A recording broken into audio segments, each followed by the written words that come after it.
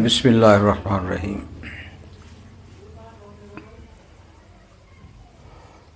बहुत ही प्यारे दोस्तों,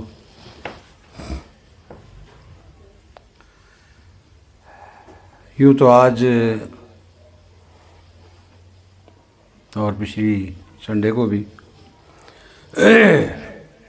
इस तरह भी कैफियत रही, और 1 मई के हवाले से वालिदा माजिदा का यौम विसाल, उसकी भी तैयारी हो रही है, क्योंकि जो मेहमान आने हैं उनकी अच्छे तरीके से खिदमत हो सके। इसके साथ साथ मैं ये सोच रहा था कि मुझे कहीं से जिस कीमत में भी गैरत के कैप्सूल या गोलियां मिल जाए ना, तो जो इस्लामी ममालिक के हुक्मरान हैं उनको जैसे भी खिला दी जाए, ताकि उनकी बेगैरती जो है वो ख़त्म हो। समझ नहीं आ रही कि हम मुसलमान कहलाने वाले ममालिक, बिलखसूस उनके जो हुक्मरान हैं, ये नहीं समझ आ रही कि बेस क्यों है। ये समझ आ रही है, बेहिस्सी की वजह समझ आ रही है। वो बेहिस्सी बेगैरती ख़त्म कैसे की जाए। जबकि ये भी सुनने में आया है और हकीकत है, सब कहते हैं कि मुसलमान का भाई है। जी बिल्कुल। भी हम तो इंसानियत की कदर करने वाले हैं, मगर इंसान तो हो। मुसलमान की भी कदर करने वाले हैं कि मुसलमान तो हो। जबकि अल्लाह का ऐलान है कि ऐ ईमान वालों, बल्कि ये कहा कि ईमान वालों से मैंने सौदा कर लिया है, उनकी जानों का उसके बदले मैं अपनी रज़ा दूंगा, जन्नत दूंगा। और उनकी तारीफ क्या है, वो कत्ल होते भी हैं और कत्ल करते भी हैं।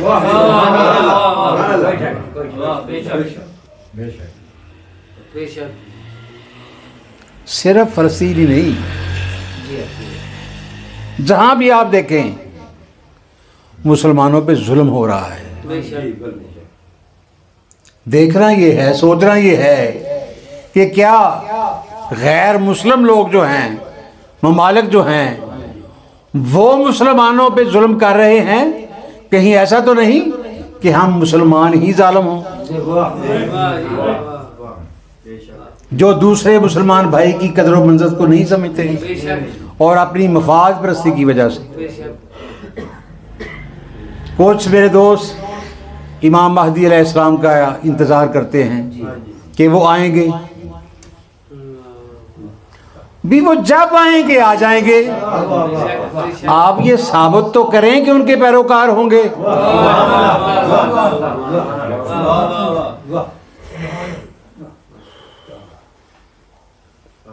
कमाल है यार, सहाबा इकराम की अज़मत के नारे लगाने वाले, रसूलुल्लाह सल्लल्लाहु अलैहि वसल्लम के ग़ुलाम कहलाने वाले, अहले बैत से मोहब्बत के दावेदार और दीन के ठेकेदार, वो नाम निहाद पीर हों, उलमा हों, मशाइख हों या सैयद हों, गौर करना होगा हम कहाँ जा रहे हैं। इस्लाम पे तो कोई दीन गालिब हो सकता ही नहीं, फिर मसला क्या है यार। हम जो दुनिया के सामने पेश कर रहे हैं वो इस्लाम है भी कि नहीं।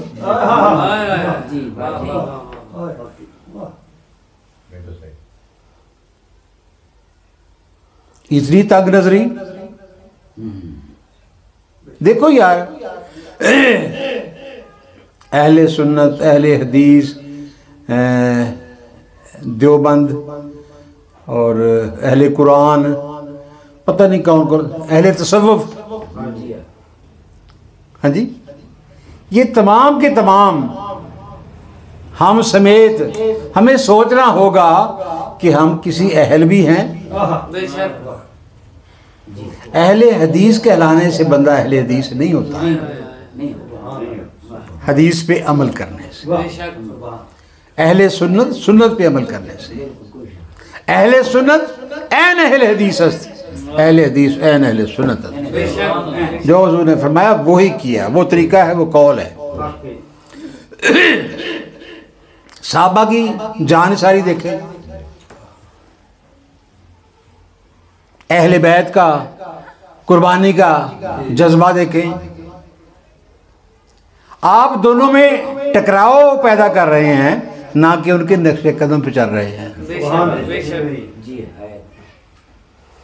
तो मैं सोच रहा था काश कोई ऐसी गोलियां या कैप्सूल होते तो किसी तरीका से तो खिलाते, गैरत की गोलियां, गैरत की कैप्सूल, ताकि बेगैरती ख़त्म हो जाए। तो अल्लाह ताला ने वैसे हर मर्ज़ की शिफा याबी के लिए इलाज तो है, इलाज तो है। अगर वो इलाज अल्लाह ने शुरू कर दिया बड़ा महंगा पड़ेगा, होश के नाख लेना चाहिए। सबसे बड़ा अलमिया इस वक्त जो है, हुक्मरान तो रहे हुक्मरान, सियासतदान तो रहे सियासतदान, जिनका इंसानियत से कोई तल्लक नहीं है, वो आलिम, मशाइख, पीरान अज़ाम या मौलवी, अलामा, जो हमारे इस्लाम के थम हैं, जो बज़ाहिर दीन को थामे हुए हैं। अगर दीन है तो वो फरोश नहीं हो सकता, दीन फरोशी नहीं हो सकती, इस्लाम फरोशी नहीं हो सकती। देख लें किसी और चीज का नाम दीन तो नहीं रखा हुआ जो फरोख्त कर रहे हैं। गौर करना होगा, इस्लाम समझा किसको है। जैसे एक बंदे के पास नई नई दौलत आ जाए, हाँ जी, उसका अंदाज ही और हो जाता है। ये जनाब 4 किताबें पढ़ लें, आलिम बन गए, तो इनका अंदाज ही और होता है। कम से कम मुफ्ती, मुफ्त में मुफ्ती। जो दीन है, जिनका दीन है, उनके साथ मजाक हो रहा है। अगर सिर्फ नमाज पढ़ने वाला, रोजा रखने वाला, हज करने वाला, ज़कात देने वाला ही दीनदार है, तो करबला में दोनों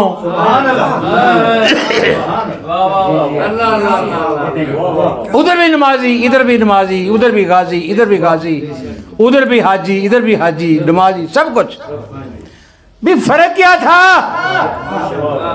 वो दीन फरोज थे, उनके पास वो दीन था, उनके पास वो ईमान था जो कभी भी ज़ाया हो सकता है, क्योंकि ईमान नहीं था, वो टाइटल था, एक हकीकत नहीं थी। दोनों नमाज पढ़ते थे। अब देखना ये है कि कौन सा दीन फिर जीता। देखना ये है, मौलवियत वाला या हुसैनियत वाला। इसका मतलब ये नहीं है कि हम या हुसैन, सलाम या हुसैन इसी तक रहें, ये नहीं है। या अली अली के नारे लगाते रहें, ये नहीं है। अली एक किरदार है, अली एक किरदार है, हुसैन एक किरदार है। बात समझे नहीं? अमल से जिंदगी बनती है, जन्नत भी जहन्नम भी। ये खाकी अपनी फितरत में न नूरी है न नारी है। इतने गजब की बात है कि पाकिस्तान ही नहीं, इस्लाम का किला जो है अरब शरीफ, जब से ये सऊदिया हो गया है, इतना घाटे का सौदा।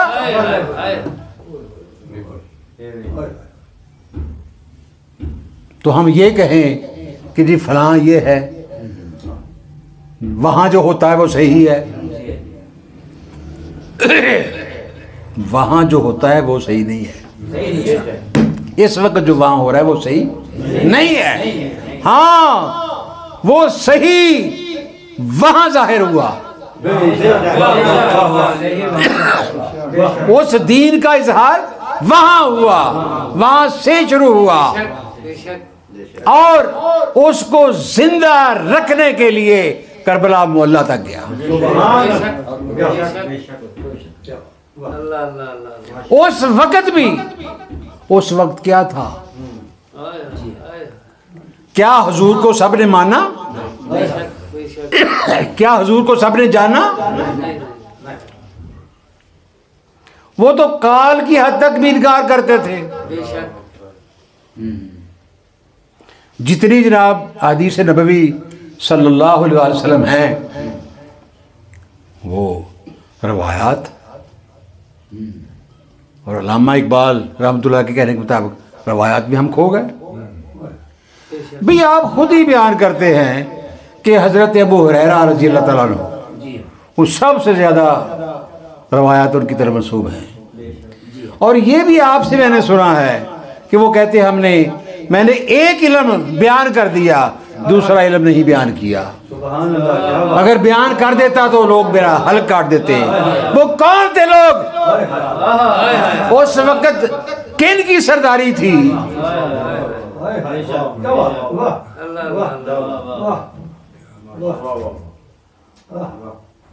तो खुदा के बंदो, देखने वाले, रोयत वाले रवायत के मोहताज नहीं होते। रवायत मजबूत भी हो सकती है, कमजोर भी हो सकती है, हदीस कभी कमजोर नहीं होती। और हदीस वही जो है सबसे आला है जो बयान करने वाला जिसने देखी हो। जो रोयत वाले हैं, लाखों इकट्ठे हो जाए रावी, सबकी अज़मत को सलाम, मगर जो रोयत वाला है कभी उसमें ज़ौफ़ नहीं आएगा, ज़ौफ़ नहीं आएगा। वो ही बयान करेगा, मुझे पहचानो मैं कौन हूं। क्या ये हदीस मौजूद नहीं है? क्या अल हुसैन मिन्नी वारा बिन अल हुसैन? मेरा मकसद किसी मसलक को प्रमोट करना नहीं है। तो ये मान लें, खुदा का वास्ता ये मान लें कि दीन गालिब है। हम दीन वाले बन जाएं, दीन पे अमल करने वाले बन जाएं। सहाबा से मोहब्बत का यही तकाजा है, अहले बैत से मोहब्बत का यही तकाजा है कि बातिल से डट जाएं। बातिल है क्या? अंधेरा है यार, अंधेरे से निकले बाहर। मफाद परस्ती वो किसी पीर में आ जाए, किसी सैयद में आ जाए, किसी शेख में आ जाए, किसी मुदर्रस में आ जाए, किसी आलम में आ जाए, क्या आ जाए? मफाद परस्ती, वो प्योरली जजीदियत है। जाती मफाद के लिए निस्बतों का तकद्दुस, दीन की अहमियत, इसको कुर्बान कर देना जाती मफाद के लिए, ये यजीदियत है। और दीन की सरबुलंदी के लिए, दीन को कायम रखने के लिए अपना घर बार सब कुछ कुर्बान कर देना, ये हुसैनियत है, ये हुसैनियत है। अब बहुत ज्यादा फिरकों में बंटने की जरूरत नहीं है, बस दो, यजीदियत और हुसैनियत, शीइयत, सुन्नियत, अहले हदीसियत या दीगर जो कुछ भी है, उनकी परख यही एक पैमाना है कि ये करबला वल्ला में उधर का है, ये इधर का है, इसकी सोच उधर वाली है, ये इधर वाली है। बाकी रहा अहले तसव्वुफ के नाम, मेरी अर्ज, मेरा पैगाम, जिस तरह नया दौलत वाले पहचाने जाते हैं कि दौलत नहीं है, इसी तरह बाजी बसामी हो, अनल हक का नारा लगाने वाले बुजुर्ग जितने भी हैं वो तो जा चुके, उनकी क्या रमज है कोई जाने या ना जाने। ये सारी कैफियत हैं जो बंदे और ज़ात के दरमियान हैं, और जो रब कहलाए, रब बन जाए या शुबा हो जाए या मुरीद माने, इसका मतलब जो सही तसव्वुफ वाले हैं उनसे मैं बात कर रहा हूँ, जो तसव्वुफ का इनकार करते हैं उनसे नहीं। इसका मतलब यह है कि इनके पास भी दौलत नहीं है।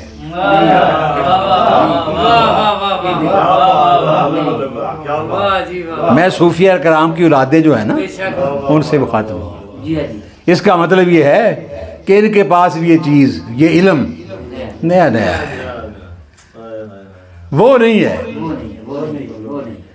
हाँ, तो मीडिया का बड़ा फ़ायदा है यार, हाँ जी, बड़ा फ़ायदा है, और जिस चीज़ का फ़ायदा है उसका नुकसान भी बहुत ज़्यादा है, बहुत ज़्यादा है।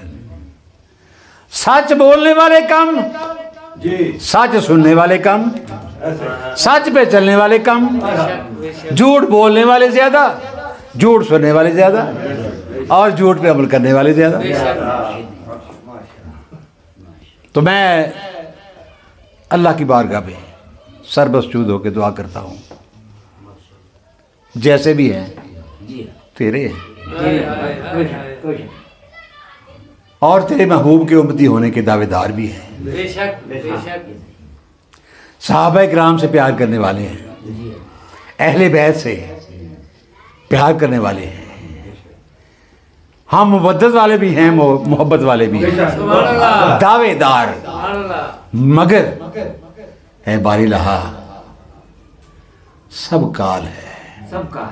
या अल्लाह अपनी मर्जी के मुताबिक हमें हाल नसीब कर दे।